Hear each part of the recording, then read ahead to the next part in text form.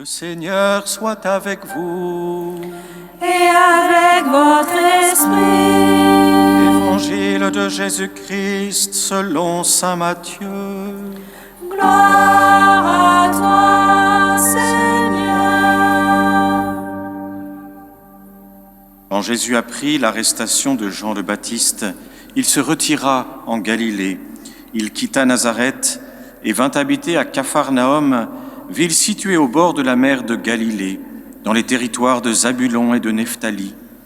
C'était pour que soit accomplie la parole prononcée par le prophète Isaïe. Pays de Zabulon et pays de Nephtali, route de la mer et pays au-delà du Jourdain, Galilée des nations. Le peuple qui habitait dans les ténèbres a vu une grande lumière. Sur ceux qui habitaient dans le pays et l'ombre de la mort, une lumière s'est levée.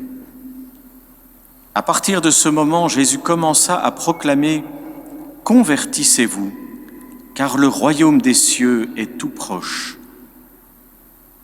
Comme il marchait le long de la mer de Galilée, il vit deux frères, Simon appelé Pierre et son frère André, qui jetaient leurs filets dans la mer, car c'étaient des pêcheurs. Jésus leur dit « Venez à ma suite, et je vous ferai pêcheurs d'hommes. » Aussitôt, laissant leurs filets, ils le suivirent. De là, il avança et vit deux autres frères, Jacques, fils de Zébédée, et son frère Jean, qui étaient dans la barque avec leur père en train de réparer leurs filets. Il les appela. Aussitôt, laissant la barque et leur père, ils le suivirent. Jésus parcourait toute la Galilée. Il enseignait dans leur synagogue, proclamait l'évangile du royaume, guérissait toute maladie et toute infirmité dans le peuple. Acclamons la parole de Dieu. Louange à toi, Seigneur Jésus.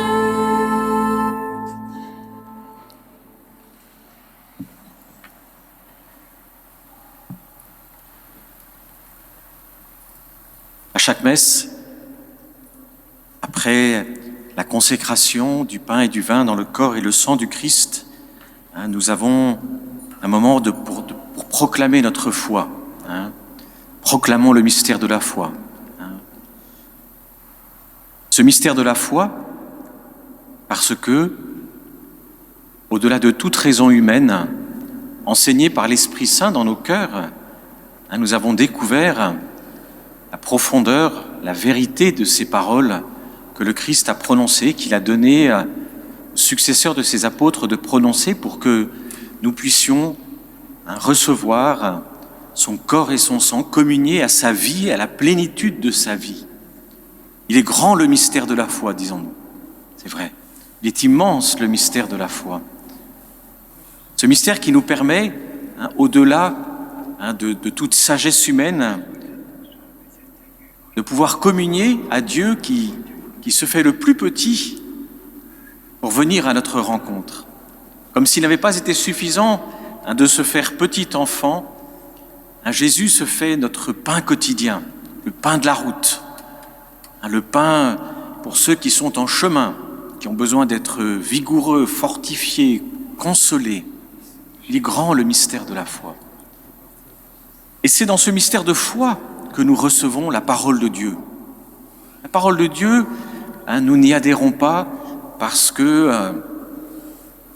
ça nous paraît logique, parce que ça nous paraît raisonnable. Il y a beaucoup de choses dans la parole de Dieu qui interpellent, qui surprennent, qui dérangent.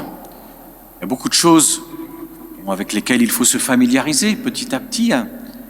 Mais finalement, l'essentiel de son message requiert d'abord et premièrement la foi.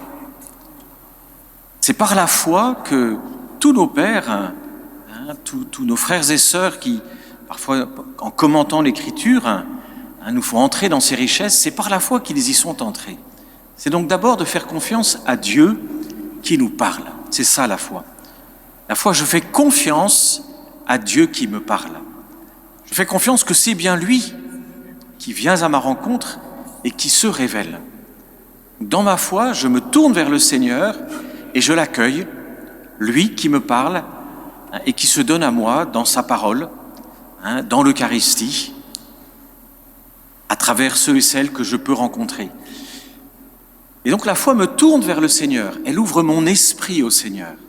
Elle me met donc aussi dans une attitude d'adoration, puisque je suis en dialogue, je suis aux prises avec le Très-Haut.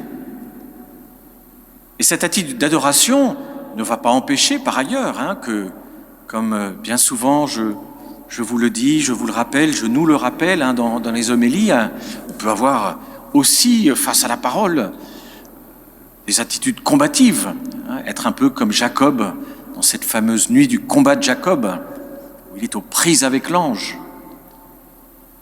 Mais cette attitude d'adoration, elle est fondamentale parce qu'elle nous permet d'être en vérité. Elle nous permet d'accueillir cette parole pour ce qu'elle est, la parole du Dieu vivant. Et ensuite, on va cheminer avec cette parole. On va cheminer comme tous les saints. Et grâce à Dieu, bien de ceux et celles qui nous ont précédés avaient une grande franchise avec le Seigneur. Précisément parce qu'ils savaient qu'ils étaient fils et filles de Dieu. Précisément parce que les vérités de la foi, par lesquelles nous croyons que nous sommes les bien-aimés de Dieu, étaient profondément enracinés dans leur cœur. Aussi n'hésitaient-ils pas quand, face à la parole, ils ont des difficultés d'interpeller le Seigneur. Parfois, on peut même être surpris de cela. On le trouve, j'aime souvent à vous le redire, dans les psaumes. Ce contact avec la parole de Dieu qui est viril. Et dans l'adoration. Ce n'est pas, on ne se pose pas devant Dieu en athée ou en homme raisonnable et on vient discuter avec lui de la pertinence de ses propos. On vient d'abord dans l'adoration. Ce qui ne va pas nous empêcher. L'adoration va nous donner une autre liberté, une nouvelle, une liberté plus profonde, ce qui va nous faire ferrailler avec la parole, ferrailler avec les évangiles. C'est pour ça que entrer dans la parole, c'est toujours l'histoire d'une vie. C'est jamais l'histoire d'un moment. C'est pour ça qu'il est important, quand on rentre dans ce que l'on appelle communément la Lectio Divina, de persévérer. Parce qu'on ferraille avec la parole de Dieu. Il y a des jours, elle nous éclaire. Il y a des jours, elle nous laisse secs comme une trique. Il y a des jours, elle nous comble.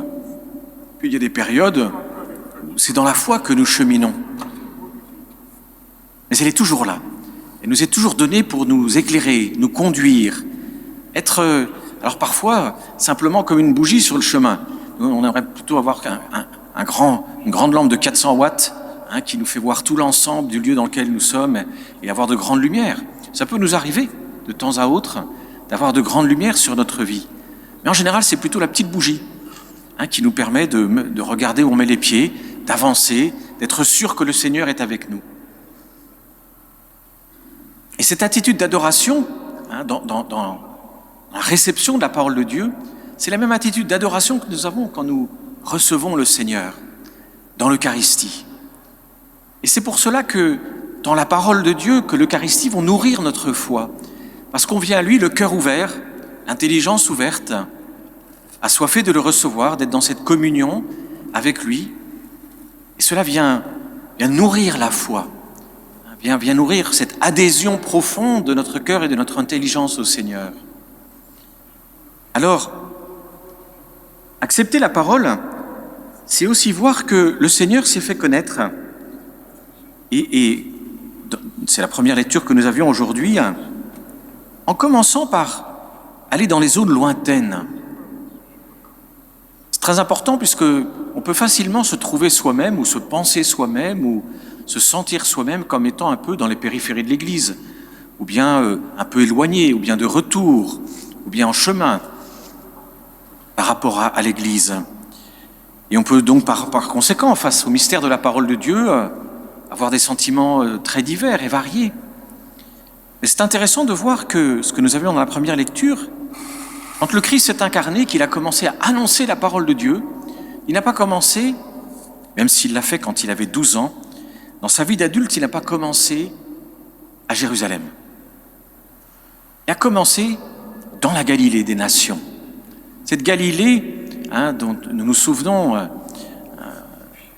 n'avait pas bonne réputation pour les Juifs, puisque c'était la Galilée des nations, c'était le lieu de contact, d'échange avec tous ces hommes qui venaient d'un peu partout, et donc considérer les Galiléens comme des commerçants, comme des religieux à moitié, pas comme des grands croyants.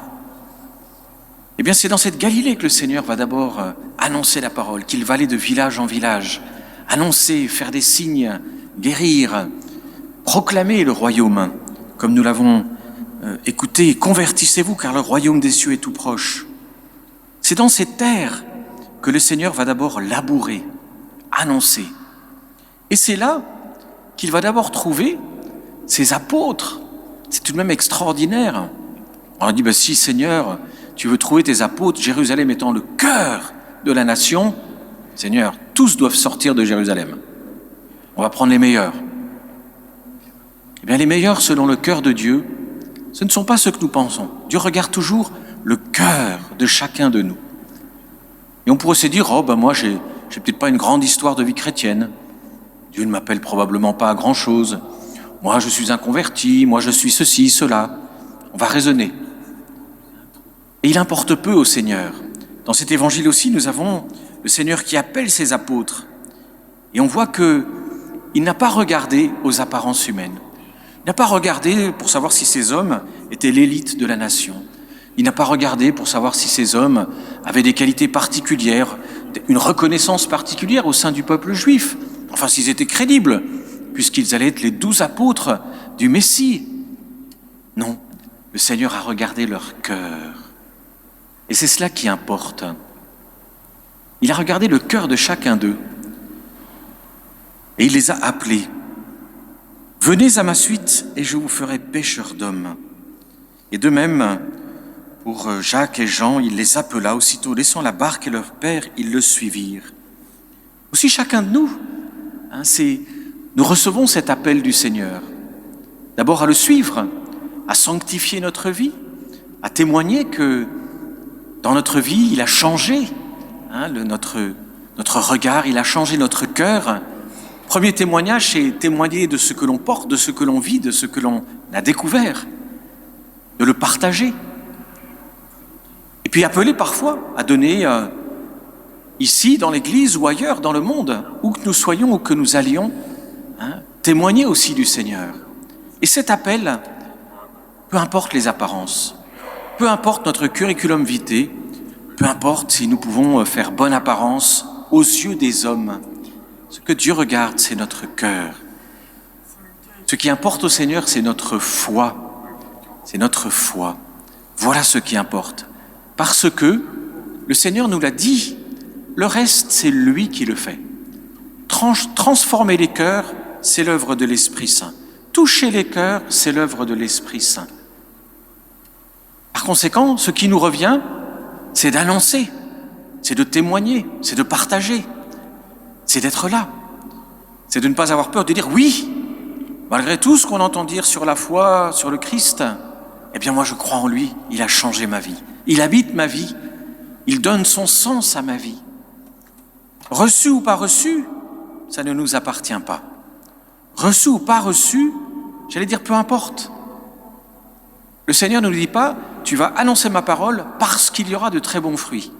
Non, tu annonces la parole. Et nous avons bien des exemples, vous savez, de saints qui ont annoncé la parole et dont l'annonce a paru vaine. Je pense à saint Thomas, l'un des 12, dont on sait aujourd'hui qu'il a été non seulement jusqu'en Inde, mais jusqu'en Chine. Bon, apparemment, il n'a pas eu la même fécondité que Paul, que Pierre, que d'autres apôtres. Mais le Seigneur l'a envoyé. Saint François Xavier, qui est allé jusqu'au Japon, n'a pas eu grand succès. Mais il y est allé. Il a annoncé la bonne nouvelle. Aussi demandons au Seigneur, dans cette messe, d'accueillir sa parole, peut-être d'accueillir aussi cet appel qu'il vient nous faire avec insistance, de témoigner simplement, humblement de notre foi. En sachant bien qu'elle ne fera pas la une, en sachant bien que parfois on nous sourira gentiment, comme à de gentils demeurés. Mais c'est pas grave. La vérité dont nous voulons rendre compte, cette vérité profonde, c'est que oui, le Seigneur donne son sens à notre vie. Oui, que le Seigneur est grand. Et puis que le Seigneur ouvre les cœurs. Nous lui faisons confiance. Et peut-être qu'une belle façon, voyez, c'est de prier pour ceux et celles auprès de qui le Seigneur nous donnera de rendre témoignage, pour que lui fasse son œuvre, pour que lui touche les cœurs tels qu'il veut le faire. Peut-être que nous ne verrons pas les fruits, comme saint François Xavier, comme saint Thomas, comme beaucoup d'autres, nous ne récolterons pas ce que nous avons pourtant semé, mais le Seigneur nous envoie et nous lui disons oui. Oui Seigneur, je veux moi aussi rendre témoignage, que ta parole, que ta présence habite ma vie et transforme ma vie. Amen.